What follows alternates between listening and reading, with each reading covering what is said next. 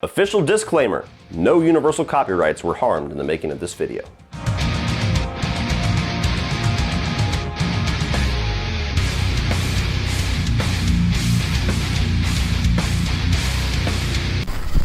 Welcome back, guys. Well, if you have not already seen my spoiler-free review of Jordan Peele's Us, please check that out. Pause this video, check the full review out, come back, and then get my spoiler-filled thoughts.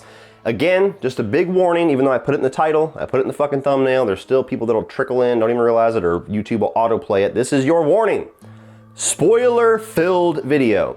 If you have not seen Jordan Peele's Us, and you really want to stay spoiler-free, click off of this video, come back after you've seen the film, and hopefully after you've seen my spoiler-free review. But if you've seen the film, if you've seen the spoiler-free review, or if you just don't give a fuck about spoilers, then buckle up, because I got some shit to say about this movie. Alright guys, so, I'm not going to really go over all the positives and negatives all over again and just kind of get a little bit more detail-oriented. I'm kind of going to go through pieces of the story that I didn't want to get too detail-oriented on, about things that I liked and predominantly things that aggravated the piss out of me in the third act of all the reveals that this film gave us. So, some of the big things that I really liked as far as like really unnerving and creepy atmosphere and stuff like that, the opening of this film does a really good job at kind of setting the stage of what this film is going to deliver. When you have young Lupita Nyong'o kind of wandering off, the whole carnival setting is kind of eerie, the way that it's kind of presented with parents that aren't really watching their kid and weird strangers and the guy holding a sign with a Bible verse on it and looking all creepy and shit. It sets a nice little subtle creepy tone for it. She walks off, she goes to this little fun house. All that stuff is great, and that's the stuff that I liked a lot about this film. This film really had me for like the first 45 minutes or so, really up until the point where the home invasion side of the story stopped, which is about halfway through the film. Whenever you get into the family showing up, the family of doppelgangers, and they got their hands held, and they're standing in the shadows in the driveway, from the time that Lupita Nyong'o, like, when, you know, the dad, we can get crazy, and Lupita Nyong'o's like, does that, and like they just kind of scatter about. From that point on, the movie was just brilliant. Everything that the trailer promised, this movie delivered.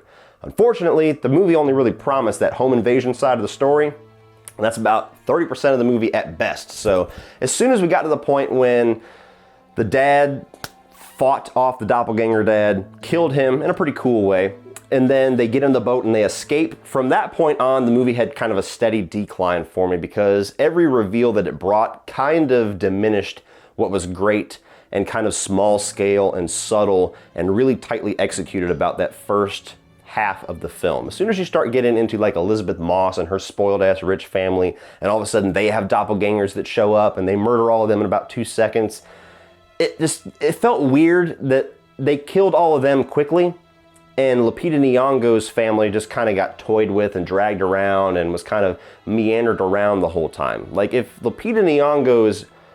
Red's motivation was to torture and kind of get back at Lupita Nyong'o's character, I think it was like Adele or Adelie or something like that, I understand her not torturing or killing her right away, but kind of making her watch her family die. You'd think that that would kind of be part of her motivation.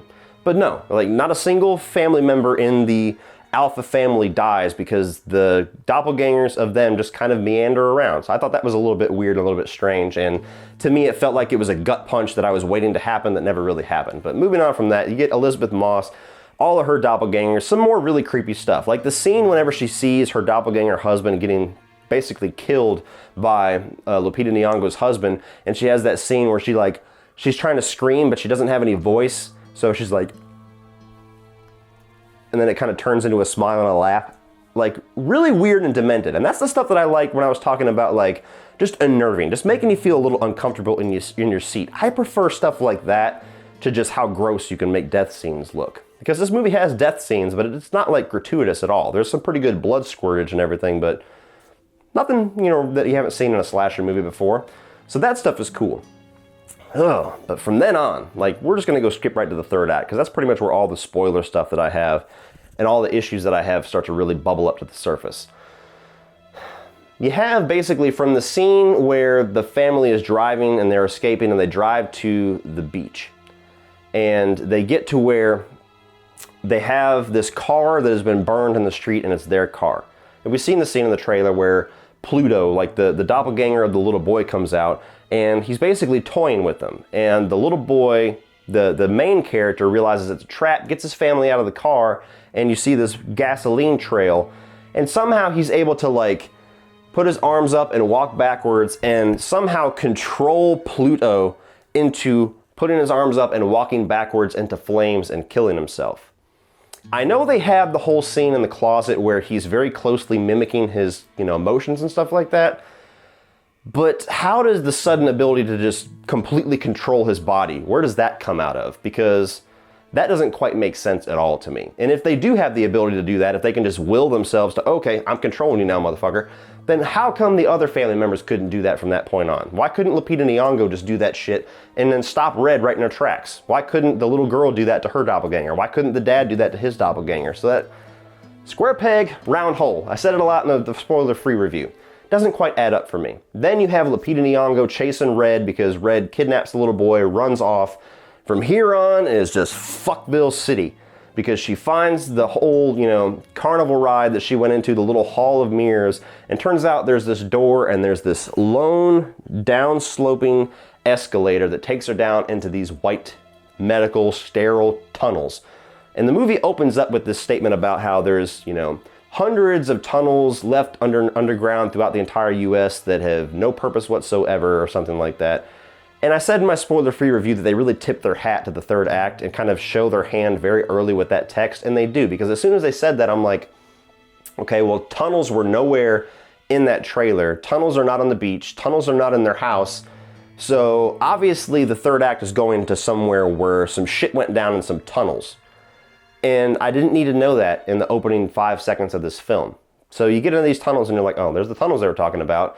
And come to find out, the big reveal is that these doppelgangers, or they call themselves the Tethered, are a part of some science experiment that somebody was creating and cloning everybody on fucking Earth or everybody in North America above ground.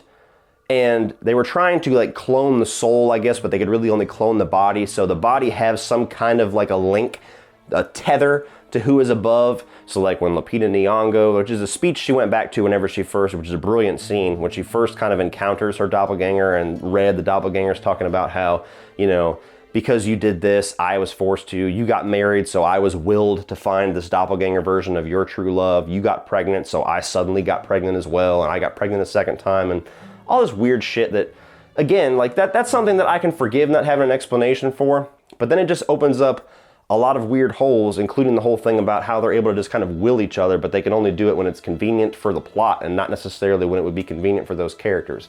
They have this big showdown. Lupita Nyong'o, Adelie, or whatever her main character's name is, defeats Red, the evil doppelganger, and she gets her son, and she goes up the escalator. Now here's the problems that I have with the entire reveal that's underneath this scene, which the fight scene was kind of cool, the whole ballet thing, and especially utilizing that song. I put 5 on it and kind of using it as a score. I like that stuff a lot. But when you start seeing these flashes of Lupita Nyong'o's plan as Red, where she was the only one that could speak, and she had this ballet dance that just kind of mesmerized all of the Tethered, and they realized that she was the one that's going to lead them to salvation, and she starts putting this huge epic plan forward to where all the doppelgangers, all the Tethered are going to go upstairs and they're going to kill their alpha self, and they're going to hold hands and kind of recreate the Hands Across America thing. All the while, they have matching red jumpsuits that are all tailored to fit each individual character perfectly. They all have matching brown gloves that are tailored to fit each individual character perfectly, and they all have the same exact gold-plated pair of scissors that they use as a weapon. Where the fuck did they get all that shit? You didn't just find it. It wasn't just down there. That wasn't their uniform that they were given by the medical crew, which would have been a brilliant explanation if they had just done that, but they don't explain that at all. They just show them, they show little quick shots of hands grabbing gloves and shit. So you have millions of people supposedly underground that have never been found, that people just abandoned. The scientists just abandoned, and whatever, they're down there, they'll fucking die off apparently. But they're able to get a hold of all this material from where? If you're able to escape and get shit like scissors and gloves and fucking jumpsuits, why wouldn't you have just escaped years ago? Why are you downstairs suffering, eating fucking raw rabbits? Explain it. We won't even talk about how far-fetched it is that everybody underneath these fucking tunnels somehow able to just kind of go and kill their doppelganger, their alpha self, and everybody's able to communicate perfectly that they were going to span across America, going across mountains and all kinds of crazy shit, when all they do is grunt at each other. That's a whole scene of dialogue in this fucking movie. But now let's move on to the actual like final twist of the film, which I saw coming from the first 5 minutes. As soon as they showed young Lupita Nyong'o walking off by herself, encountering her doppelganger, and all you see is her turn around and go, and then they stop, but they keep showing flashes back to that, obviously. But even at the very beginning, even when I first saw that, I went, that's significant, otherwise they wouldn't put that at the beginning of the film. And the only reason that that section of story would be significant is if they somehow swapped, and now the chick who won't talk anymore because she's so traumatized is actually the doppelganger, and we're gonna follow the doppelganger throughout this entire film, and at the very end they're gonna reveal that, ooh, the good guy was actually the bad guy all along. And lo and behold, what the fuck happened? Now that's on me. Like, I'm sure a lot of people probably didn't see that coming. Maybe they did, maybe it was just really that much of showing their hand, but I saw it coming from the opening of this film, and if it was a great twist, that would be disappointing enough, but it's a horrible twist because it just doesn't make any fucking logical sense whatsoever, aside from all the shit that I just named. So you have a person who they already established as part of the rules of this movie has no fucking ability to talk whatsoever. But somehow she's able to learn to speak fluently and act like a complete human being because of the nurturing of the mother and father, I get. Okay, fine, whatever. But then you have the actual real Lupita Nyong'o character who is now underground and now has to live out her life underground with the rest of the tethered. Why is she no longer able to speak fluently like a regular person? I know she kind of loses her mind a little bit, that's what they're going for, but why is she not able to kind of get everybody else to understand what the fuck is going on? Like, if you have people that she would have been the alpha when she was a little girl before the whole dancing thing. As soon as she walked out and said, what the fuck is going on out here? They'd all be like, but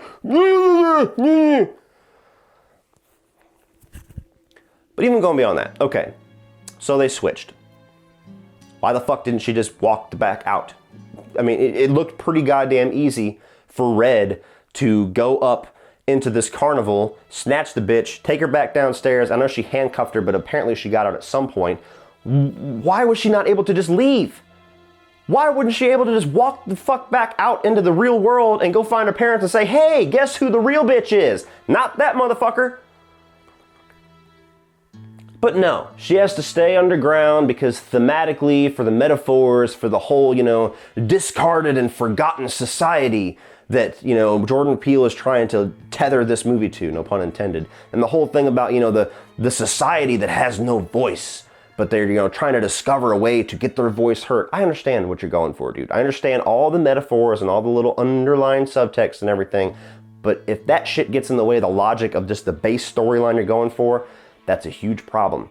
And I'm sorry, it makes zero fucking sense that these people are able to execute this plan, have all these matching jumpsuits, get all these scissors and gloves and everything, that the real Lupita Nyong'o would be able to just somehow stay down into this fucking tunnel and never find a way to escape, even though it's obviously really fucking easy for Lupita Nyong'o and her son to get the fuck out of this tunnel as soon as she kills Red. So it's like the fucking door is right there, but she won't go through it. Bullshit! But before I get ahead of myself, so going back to the speaking thing. Okay, so Lupita Nyong'o, let's say for all intents and purposes that she can't escape. She literally is locked down there. And it takes her, 30-something years to figure out a way out, and she plans all this shit in the meantime while going a little bit crazy. Why is she not able to teach everybody else to speak so they can really execute this fucking plan? If Lupita Nyong'o's doppelganger Red is able to go out into the real world and learn how to speak and act human because of people walking around speaking and acting human, then how the fuck is somebody who can walk around and speak human that is placed in this fucking tunnel with the tethered not able to spread that information and spread that fucking knowledge to everybody else? No, everybody just stays animalistic and she's got to do this shit to get to communicate with them. That makes no fucking sense. You can't have one without the other. Doppelgangers, bitch, 1 and 1, can't have one without this one. So that's basically it, guys.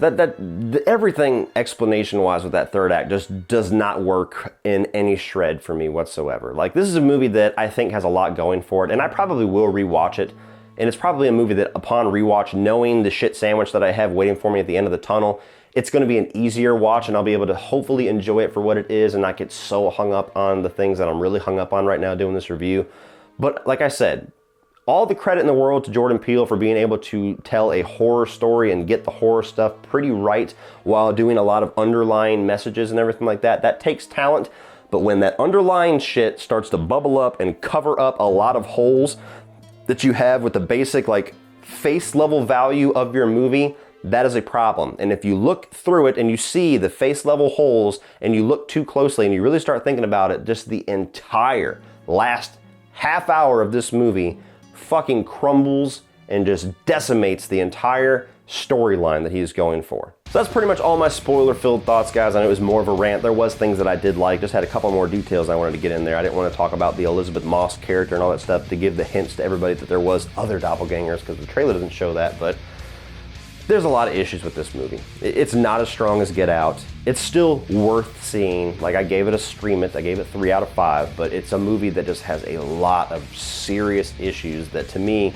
really start to kind of outweigh the things that I really like about it the more that I sit on this film and the more that I talk about it. So, final thoughts, there you go. What do you guys think of Jordan Peele's Us? Do you agree with all the things, now that I'm able to talk a little bit more freely about it, that annoyed me about this movie? Are there things you feel like I missed? Do you have explanations for anything that I just said, aside from, you have to ignore that, it's just a movie? Fuck that. Do not even come at me with that bullshit. But if you have some genuine shit like, oh, they explained that in the first act and I just missed it, by all means, please correct me down below. I've been wrong about things before, and it's not gonna be the last time. So tell me down below, please. Let me know what your thoughts are on this film. And as always, guys, like and share this video. Hit that subscribe button if you're not already a subscriber. If you want to check out some social media links, check the video description below for Facebook, Instagram, Twitter, my Spreadshirt store for Cody Leach t-shirts and other merchandise, and my Patreon page, which is a great way to give back to this channel, help this channel grow, and get cool exclusive content for your eyes only if you decide to become a patron. So check all that shit out, guys. And if you want to check out some more of my videos, including my review of Get Out, as well as my spoiler-free review of Us, you can check that shit out by clicking right over here.